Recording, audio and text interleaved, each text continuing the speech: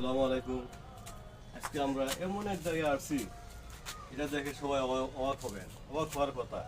এই যে এই গাছটা সব সময় রাস্তার আশেপাশে এবং ক্ষেত খামারে জন্ম হয়। এটা অনেকে চিনে, কিন্তু এটার নাম কেউ জানে না। এটার নাম হলো পটকা। এই যে এটার নাম পটকা। পটকা না তো। হ্যাঁ, পটকা, এটা বাবা পটকা। এটা কিন্তু আসলে অনেক কাজে লাগে, কিন্তু আমরা জানি না। বিদেশে এটা চাষ করে, বিদেশে এটা প্রচুর পরিমাণে চাষ করে, কিন্তু আমাদের দেশে এটা এখনো প্রচলন হয় নাই। এটা বাবা। বিজ্ঞানে গবেষণা করেছে, এটা অনেক গুণাগুণ। এটা উচ্চ রক্তচাপ এবং ডায়াবেটিসের রোগীর লাগে এটা খুবই ভালো। এবং এটা এটা এটা কিন্তু পাকনা ফল খেতে হবে, এটা কাঁচা ফল খেলে হবে না।